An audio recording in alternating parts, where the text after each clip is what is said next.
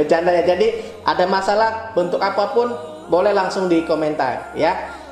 Oke, sahabat jamaah, kita lanjut nih Ustadz ya. Saya ada pertanyaan ya. Saya sudah catat nih.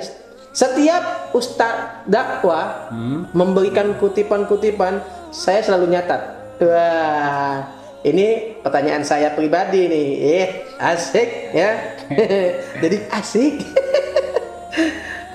Yang pertama, Ustadz, jangan tegang gitu pertanyaannya, jangan ngintip. Jangan banyak-banyak pula.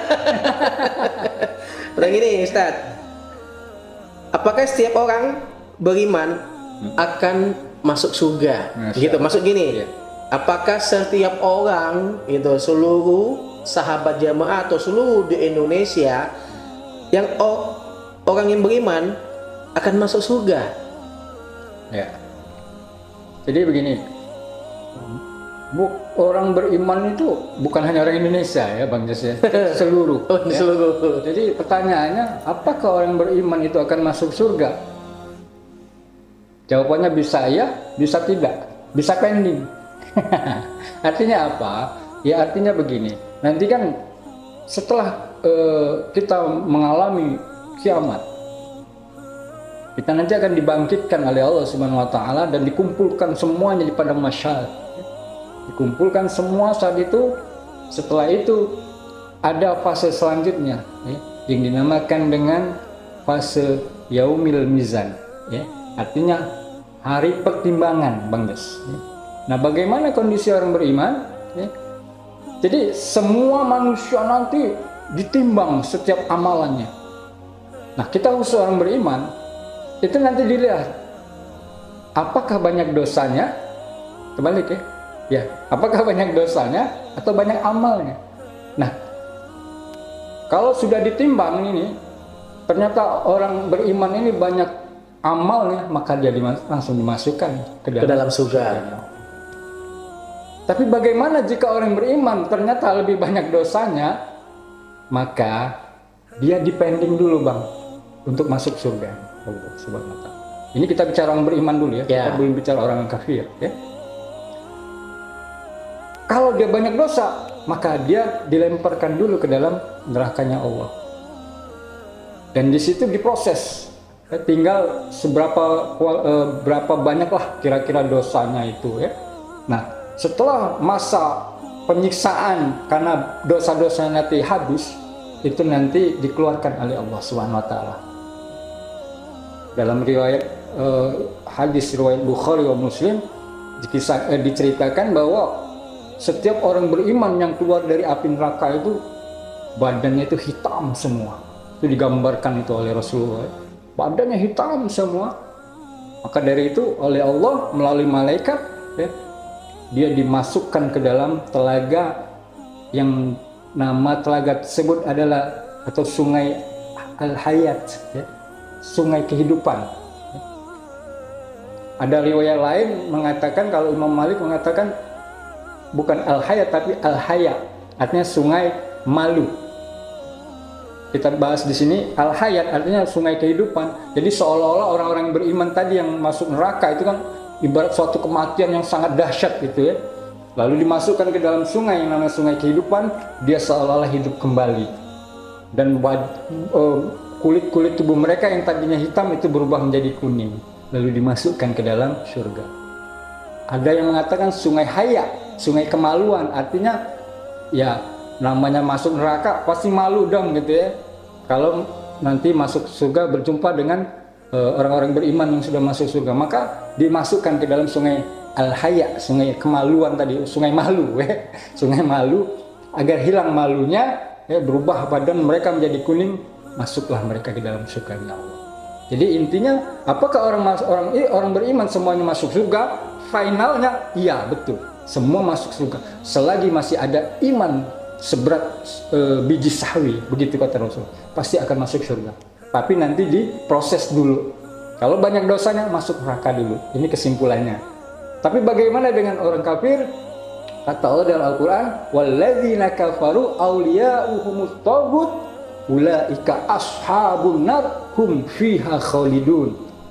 Orang-orang kafir dan para penyembah togut, penyembah syaitan, penyembah berhala, ya, ulaika ashabun nar, mereka itu kekal di dalam neraka.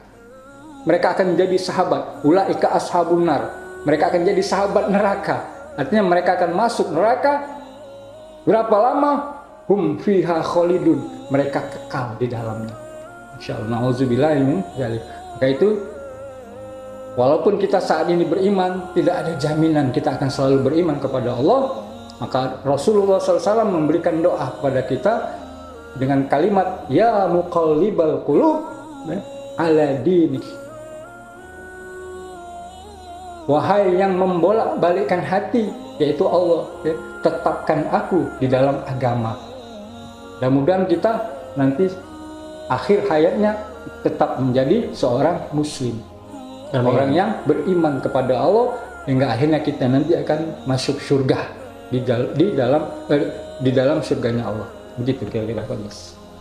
Gitu ya, insya Allah ya. Insya Allah paham ya, intinya yang untuk setiap orang beriman akan masuk surga, tapi sudah dijelaskan oleh Ustadz kutipannya. Ya, intinya apa sih untuk bisa masuk surga itu sudah nanti sudah dijawab oleh Pak Ustadz Imam. Ya. Satu lagi pertanyaan. Oh ya, boleh.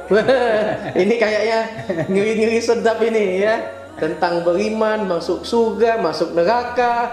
Nah ya, jadi untuk sahabat jamaah, tolong dipahami ya, surga neraka itu seperti apa.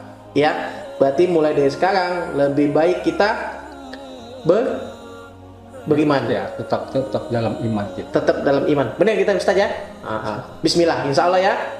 Ini kita langsung saja pertanyaan yang kedua. Bagaimana cara agar iman kita tetap istiqomah? Tentu poin yang pertama, banyak-banyaklah bergaul dengan orang soleh. Karena dengan orang soleh tentu kita akan saling mendapatkan nasihat-nasihat yang begitu indah dan baik, agar terpelihara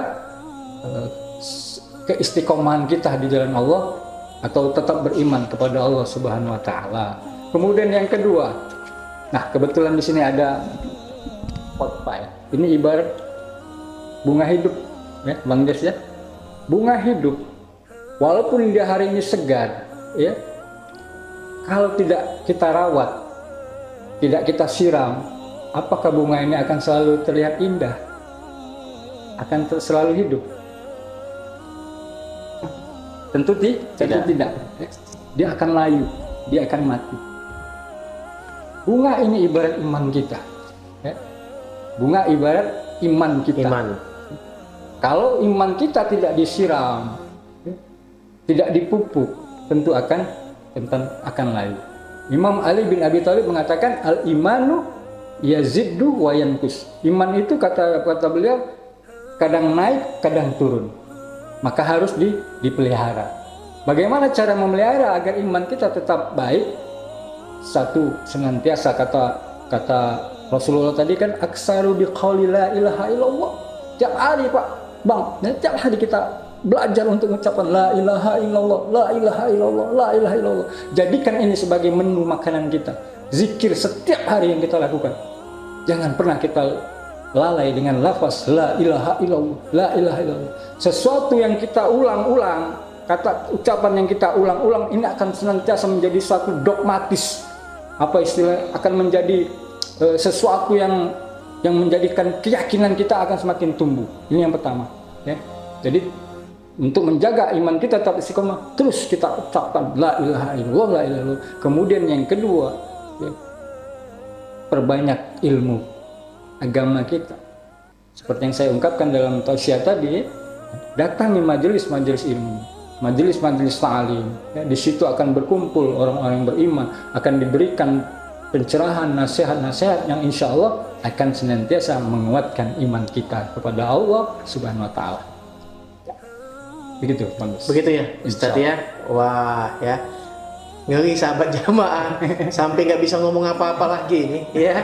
Ya, jadi kita harus tetap ya dalam hati juga beriman, sholat, gitu, berdoa kepada Allah Subhanahu Wa Taala, dekat sama keluarga, sahabat, teman, juga kita lebih dekat dengan orang yang soleh ya. Jadi kita berteman yang menjadi orang soleh tetap, jadi kita ada ilmunya. Benar Ustadz gitu ya? Itulah. Betul ya? Ya. Garis besarnya ya? Begitu. Wah ya, insya Allah ya. Alhamdulillah dari Ustadz Imam Abu Reva sudah memberikan penjelasan atau kutipan yang sangat intinya sahabat jamaah juga intinya sudah paham, atau yang belum jelas atau memberi pertanyaan boleh cari channel Jos 4 Entertainment, ada kolom komentar, boleh bertanya di situ ya. Saya Jos Melejik, mohon maaf dari awal dan akhir ada kata-kata yang kurang berkenaan, mohon maaf yang sebesar-besarnya, mohon ampun kepada Allah Subhanahu wa Ta'ala. Dan juga Ustadz Imam Abu Reva mengundur diri. Assalamualaikum warahmatullahi wabarakatuh. Waalaikumsalam warahmatullahi wabarakatuh. Ngopi yuk, ngobrol perkara iman.